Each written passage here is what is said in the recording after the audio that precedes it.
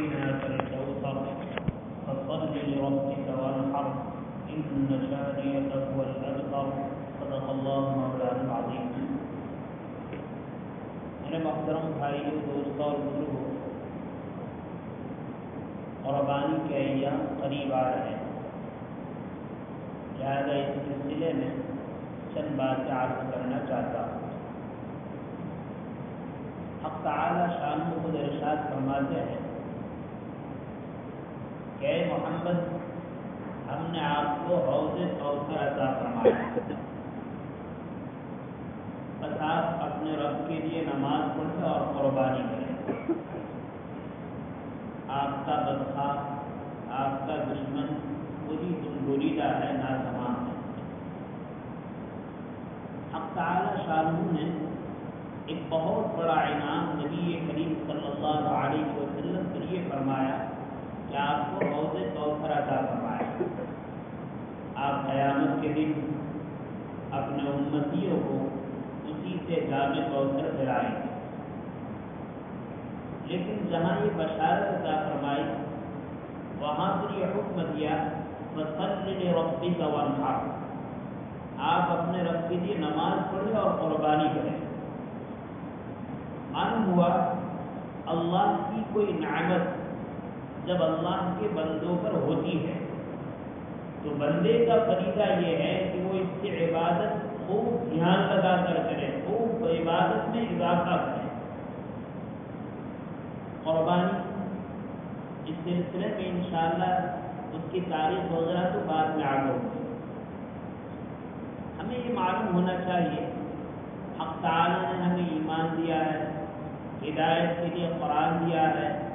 رہبری کے لیے امام الانبیاء محمد رسول اللہ صلی اللہ علیہ وسلم کی ذات گرامی عطا فرمائی ہے، اور انہی کے حکم پر، انہی کے طریقے پر قربانی کا ایک وجوب بھی ہمیں عطا فرمایا ہے۔ خود قرآن کریم سے یہ معلوم ہوتا ہے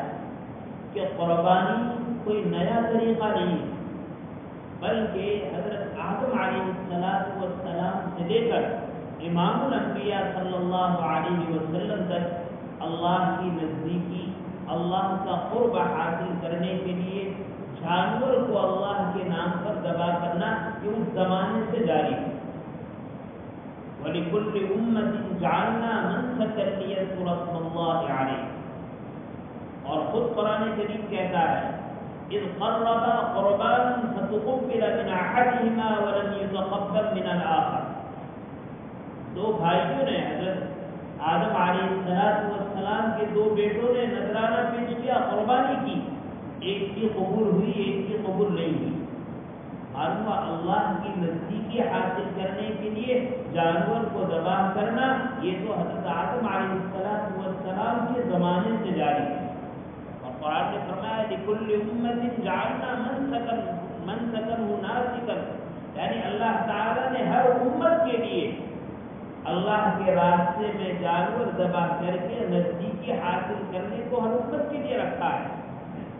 اور امت پر ہر نبی بھیجے گئے ہیں تو گویا کہ ہر نبی کی امت کے لیے یہ طریقہ ہے۔ یہی طریقہ نبی کریم صلی اللہ علیہ وسلم کی برکت سے اس امت محمدیہ کو بھی ملا ہے۔ اس سلسلے میں خاص طور پر یاد کرنا ہے اللہ کی عبادت جس نوع کی ہو، نماز ہے، روزہ ہے، زکوٰۃ ہے، حج ہے، قربانی ہے، صدقات ہے، خیرات ہے، آدمی جب اس ارادے کے ساتھ وہ عبادت کو کرے کہ میرے رب کا حکم ہے،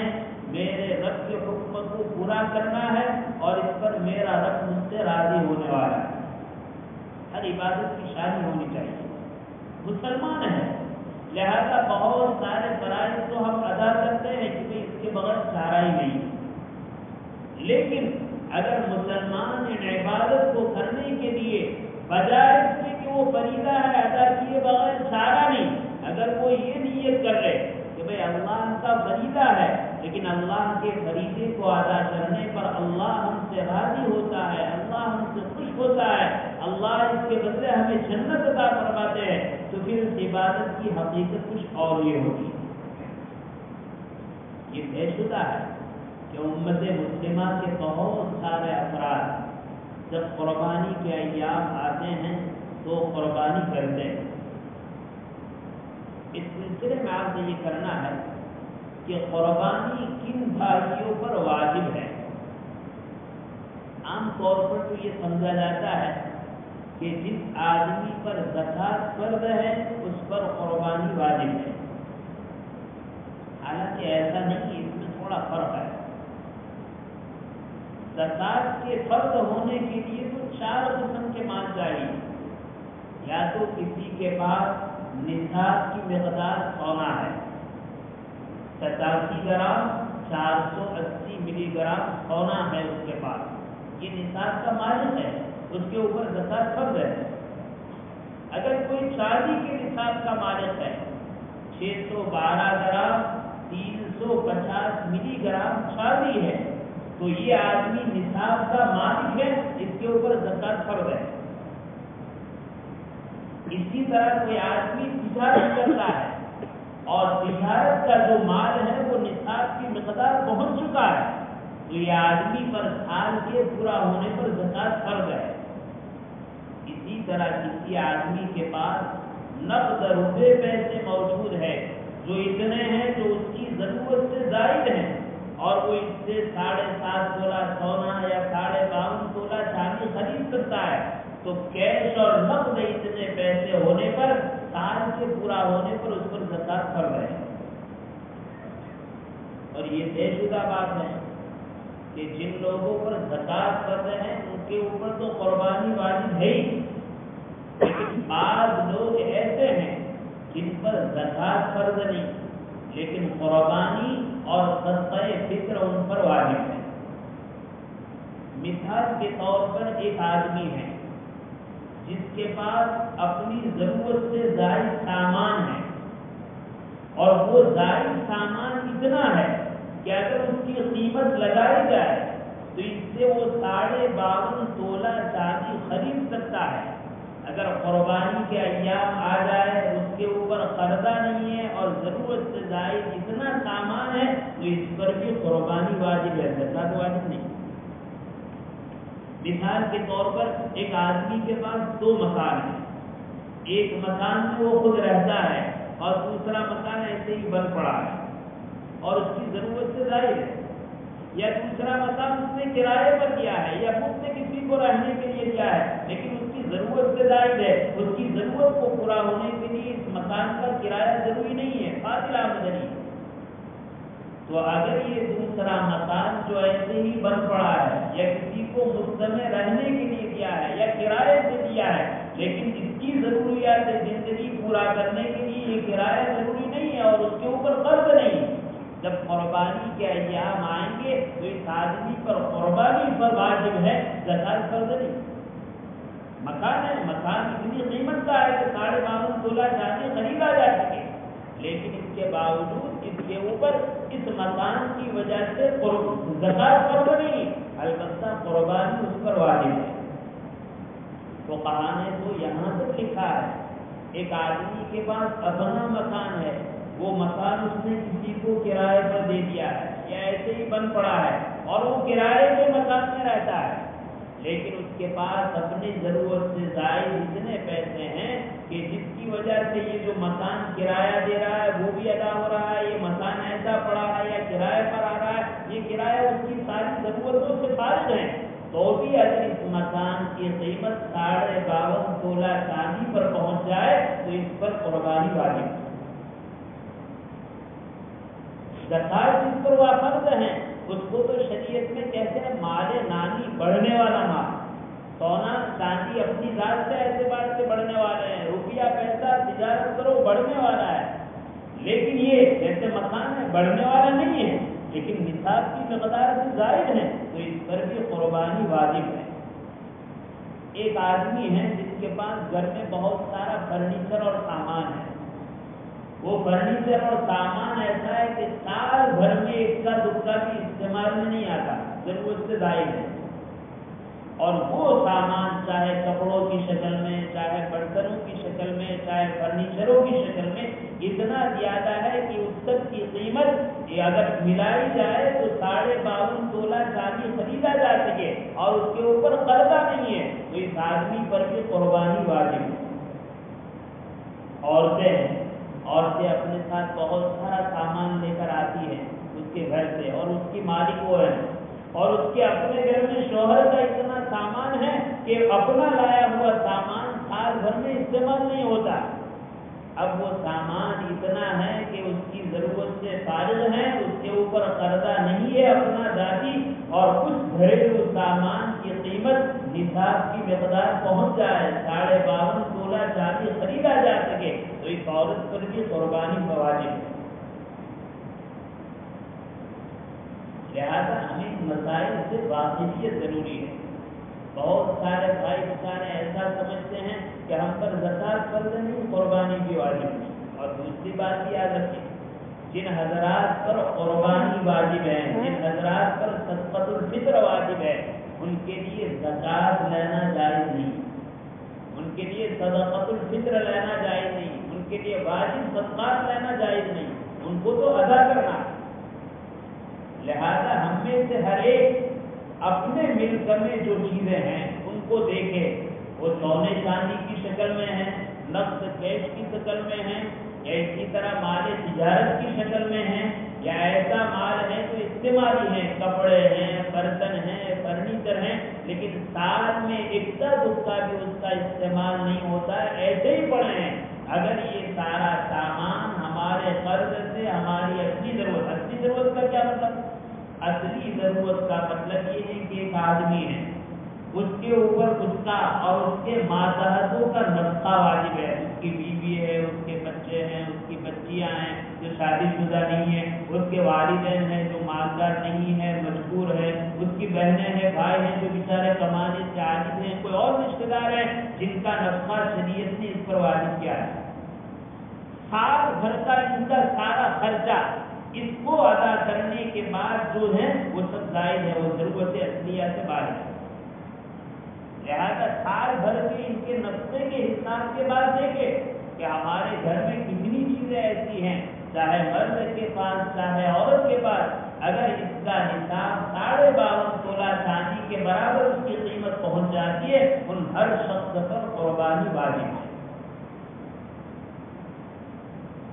قربانی کے لیے جہاں ایک شرط صاحب نصاب ہونا ہے، مالدار ہونا ہے، وہاں اس کے لیے مسلمان ہونا بھی شرط ہے۔ ساری عبادت کے لیے اسلام تو شرط ہے، وہاں اس کے لیے بالغ ہونا بھی شرط ہے۔ ایک آدمی نابالغ ہے، ایک بچہ نابالغ ہے، بہت زیادہ مال و دولت ہے، لیکن وہ شریعت کے احکام کا مکلف نہیں ہے، تو اس کے اوپر نہ اس کی طرف سے، نہ اس پر، نہ اس کے باپ پر اس کی طرف سے قربانی واجب ہے۔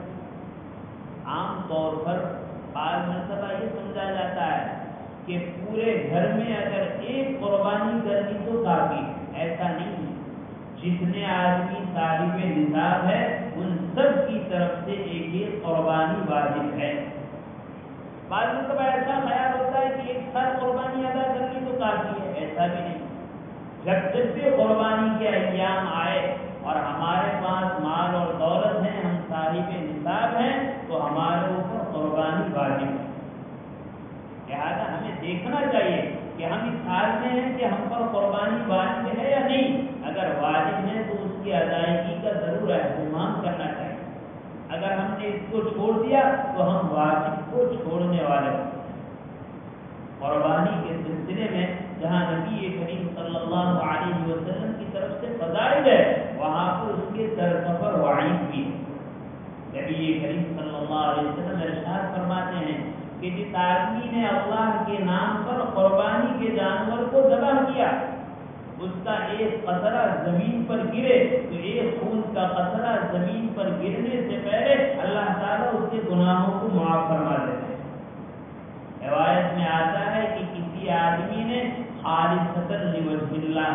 اللہ کی رضا جوئی کے لیے اپنے رب سے ثواب کی امید کرتے ہوئے حسن اعتقاد کے ساتھ قربانی کی، اللہ تعالیٰ اس قربانی کو اس کو جہنم کے لیے ڈھال بنا دیں گے، آڑ بنا دیں گے، لیکن یعنی اس قربانی کی وجہ سے جہنم سے اس کو بچا لیں گے۔ لیکن آقا دو جہاں صلی اللہ علیہ وسلم نے یہ بھی ارشاد فرمایا کہ جس آدمی کے اندر قربانی کرنے کی طاقت ہے، یعنی مال و دولت کے اعتبار سے اتنا واجب ہیں، اس کے بعد بھی وہ قربانی نہ کرے، آپ نے ارشاد فرمایا فلا یقربن مصلانا، وہ ہماری عیدگاہ کے قریب نہ آئے۔ کیا مطلب ہے؟ اس حدیث کا مطلب یہ ہے کہ وہ اس لائق نہیں کہ اللہ کے دربار میں حاضر ہو، اللہ نے اس کو نالائق ٹھہرا دیا ہے، قصوروار ٹھہرا دیا ہے۔ فلا یقربن مصلانا، ہرگز ہماری عیدگاہ کے قریب نہ آئے۔ اس لیے میں اپنے بھائیوں سے بہت ادب کے ساتھ، بہت محبت کے ساتھ، اور خاص کر کے ہماری ماں بہنوں سے کہ جن کے پاس پہننے کے لیے سونا چاندی کافی مقدار میں ہے، لیکن اگر کہا جائے قربانی تو کہتے ہیں ہمارے پاس پیسے نہیں، اور قربانی کو چھوڑ دیتی ہے۔ حالانکہ جس طرح سونے چاندی کی زکات ان پر فرض ہے، اس طرح قربانی بھی ان پر واجب ہے۔ قربانی کا خاص اہتمام کیا جائے۔ اس کے ساتھ ساتھ درمیان میں کچھ اور باتیں آپ سے کرنی ہے۔ ایک بات تو یہ ہے کہ اس وقت ہمارے یہاں الحمدللہ بہت بارش ہو رہی ہے، لیکن اللہ کا فضل ادا کرنا چاہیے۔ اللہ کی شان ہے، اللہ تعالیٰ جہاں چاہے بارش کو اپنی رحمت بنا دے، جہاں چاہے بارش کو اپنا عذاب بنا دے۔ الحمدللہ ہمارے خطے میں، ہمارے اس علاقے میں اتنے دنوں سے جو بارش ہو رہی ہے، اس کی ظاہری شکل و صورت رحمت کی ہے۔ ہمارے اعمال ایسے نہیں ہیں، ہمارے کرتوت تو بہت خراب ہے، ہماری بدعمالیاں تو بہت خراب ہے، ایمان سے دوری اور ایمان سے دور کرنے والے اعمال بڑھ رہے ہیں۔ کون سے گناہ ایسے ہیں جس میں ہم آگے نہ بڑھ رہے ہو؟ سود خوری عام ہے، شراب نوشی عام ہے، زنا کاری عام ہے، بے حیائی عام ہے، رشوت خوری عام ہے، ظلم و زیادتی عام ہے، جھوٹ دغا اور فریب عام ہے، لوگوں کے حقوق کو ضائع کرنا اور لوگوں کے حقوق کو دبانا عام ہے۔ لیکن وہ تحکم الحاکمین کا کرم ہے کہ جہاں پورے عالم میں جہاں جہاں بارش ہو رہی ہے، اللہ نے اس خطے میں بارش کو رحمت بنا دیا ہے۔ ہمارا فریضہ ہے کہ جس اللہ نے اتنے کرتوتوں کے باوجود، اتنی بے حیائیوں کے باوجود، اتنے معاصی کے باوجود اس کو رحمت بنایا ہے، ہم اللہ کی طرف رجوع کریں، اپنی برائیوں کو چھوڑے، توبہ کرے، استغفار کرے، ظلم و زیادتی کو ختم کرے، ناحق جس کے حقوق کو دبایا ہے اس کو چھوڑ دے، معافی تلافی کرے۔ ایسا نہ ہو کہ یہ آج جو رحمت کی شکل میں بارش دکھ رہی ہے، کل وہ اللہ نہ کرے ہمارے لیے عذاب بن جائے۔ ابھی جمعہ سے پہلے ایک مولانا کا فون آیا، وہ کہنے لگے مولانا ہمارے محلے میں اتنی بارش ہے، اتنی بارش ہے، اور بارش کی وجہ سے سیلاب کا حال ہے، ہمارے علاقے کی بات، کوئی دور کی بات نہیں، اتنا پانی ہے، اتنا پانی ہے کہ محلے والوں کو محلے کی مسجد میں جمعہ کی ادائیگی کے لیے جانا مشکل ہے۔ ہو سکتا ہے مسجد کے قریب 5-10 گھر ہیں وہ تو وہاں پہنچ سکے، باقی دور والے جو مسجد سے زیادہ دور نہیں ہے، قریب ہی ہے، لیکن بارش اور سیلاب کی وجہ سے وہ مسجد جانے کے قابل نہیں ہے، نہیں جا سکتے۔ اللہ نے جس خطے میں ایک جگہ پر بارش کو رحمت بنایا ہے، دوسرے جگہ پر یہ عذاب کی شکل ہے، مصیبت کی شکل ہے۔ اور آپ جانتے ہیں جب ایسے سیلاب کی شکل ہوتی ہے، انسانوں کا جانی اور مالی بے تحاشا نقصان ہوتا ہے۔ ہمیں اس بات کا تو اعتراف ہے کہ جو کچھ ہوتا ہے وہ ہمارے کرتوتوں کا نتیجہ ہے، ہاں لیکن اللہ کی شان کریمی ہے۔ جب ایسے احوال آتے ہیں تو اللہ کے رسول کی تعلیمات بھی یہ ہیں، ایک طرف توبہ استغفار کیا جائے، ایک طرف امت کے وہ افراد جو اس سیلاب کی وجہ سے مالی اور جانی نقصان میں مبتلا ہے، کوئی تفریق نہیں، چاہے وہ مسلمان ہو چاہے غیر مسلم ہو، چاہے رشتہ دار ہو چاہے رشتہ دار نہ ہو، چاہے پہچان والا ہو چاہے پہچان والا نہ ہو، اخلاقی فریضہ ہمارا یہ ہے کہ ہم دل کھول کر ان کا تعاون کریں۔ میں پورے مجمع سے اور جہاں جہاں بھی میری آواز پہنچ رہی ہے، میں ان حضرات کو درخواست کروں گا کہ ہمارے ہندوستان میں بلکہ گجرات میں بہت سارے علاقے ایسے ہیں جہاں بارش کی کثرت کی وجہ سے سیلاب کی یہ شکل ہے کہ ہزاروں لاکھوں نہیں کروڑوں کی املاک ضائع ہو چکی ہے۔ یہ موقع ہے، اس موقع پر ہم اپنی جانی قربانی کا، ہم اپنی سخاوت کا، اپنے مال کو ان پریشان حالوں کی پریشانی دور کرنے کے لیے قربان کرنے کا، صرف کرنے کا یہ موقع ہے۔ اس موقع کو بہترین موقع سمجھتے ہوئے ہم اپنی تجوریوں کو کھول دیں۔ دیکھو یہ دنیا ہے، اس دنیا میں جتنے احوال آتے ہیں، جتنے مسائل آتے ہیں، یہ مسائل اتنے نہیں آتے کہ تبصرہ کیا جائے وہاں یہ ہوا، وہاں یہ ہوا، وہاں اتنا نقصان ہوا، وہاں گھریلو اتنا نقصان ہوا، جانور ختم ہو گئے، غلہ خراب ہو گیا، فرنیچر ختم ہو گیا، رہنے کے رہائش کا استعمال کا سامان ختم ہو گیا۔ خدا پاک کی قسم یہ سیلاب اس لیے نہیں ہوا کرتے، یہ سیلاب تو اس لیے ہوا کرتے ہیں کہ بندہ عبرت کی نگاہ سے دیکھے کہ کل آج خدا نے ان کو پکڑا ہے، یہ تو شان کریم یہ ہے کہ ہم پر پردہ ڈالا ہے، ورنہ کرتوت ان سے کہیں زیادہ ہمارے ہیں، برائیاں ان سے زیادہ کہیں ہماری ہیں، نافرمانی اور عصیان ان سے زیادہ کہیں ہمارا ہے۔ اللہ نے ان کو پکڑ کر ہمیں توبہ کی طرف متوجہ کرنے کا، ہمیں رجوع اللہ کا موقع دیا ہے۔ اس موقع کو غنیمت سمجھ کر سب سے پہلے اپنے گناہوں سے توبہ استغفار کریں،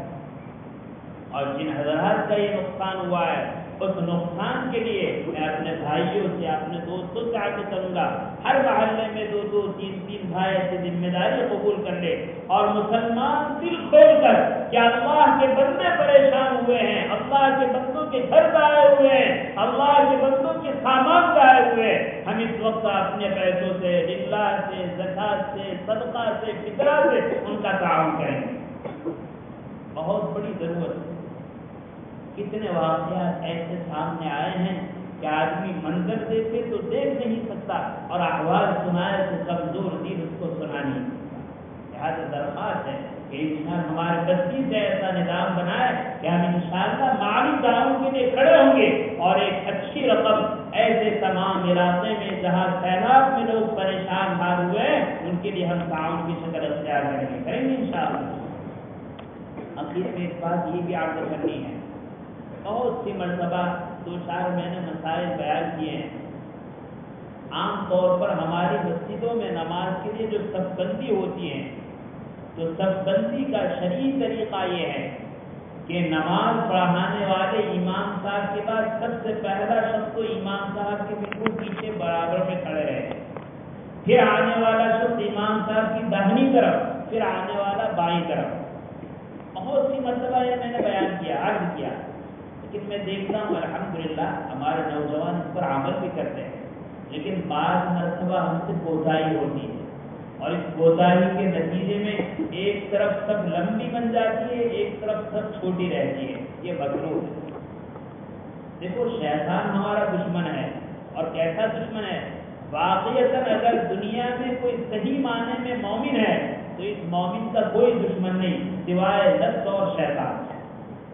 اور جس کا نفس اور شیطان دشمن نہیں ہے، سارے دوست اس کے دشمن ہیں، اور یہ دو دشمن اس کے دوست ہیں۔ شیطان تو یہ چاہتا ہے کہ اللہ کا بندہ محمد رسول اللہ صلی اللہ علیہ وسلم کا امتی نیکیوں سے کسی طرح محروم رہے۔ بعض مرتبہ ایسا ہوتا ہے سب کھڑی ہوتی ہے، 5-6 آدمی ادھر ہے، ادھر 2 آدمی ہیں، لیکن اور آدمی آ رہے ہیں، تو ہم غلطی سے جس طرف آئے ہیں اسی طرف کھڑے رہ جاتے ہیں کہ وہ جو دوسرے آ رہے ہیں وہ کھڑے ہو جائیں گے۔ ہاں یقیناً دوسرے آنے کے بعد کھڑے رہ جائیں گے، لیکن جو سب کی ترتیب ہے، اس ترتیب کے اعتبار سے اللہ کی طرف سے اجر و ثواب بھی ہے، نیکی آتی ہے۔ لہٰذا اس ترتیب پر جو کھڑا رہے گا سب بندی میں ثواب اس کو زیادہ ملے گا۔ کیا اگر یہ اعلان کر دیا جائے کہ امام کے بعد پہلے آنے والا دائیں طرف کھڑا رہے گا اس کو 1 لاکھ روپے، پھر بائیں طرف کھڑا رہے گا اس کو 95,000، پھر دائیں طرف کھڑا رہے گا اس کو 85,000، پھر جو آئے گا اس کو 80,000، تو کیا ہم 5,000 چھوڑ کر ایک طرف کھڑے ہو جائیں گے؟ میرے عزیز بھائیو دوستو، یہ تو سمجھانے کے لیے ہے، ورنہ دنیا کا سارا ساز و سامان، دنیا کی ساری متاع، دنیا کا سارا سونا، دنیا کا سارا خزانہ ایک طرف رکھ دیا جائے، اللہ کی طرف سے ملنے والی ایک نیکی کا وہ مقابلہ نہیں کرتا۔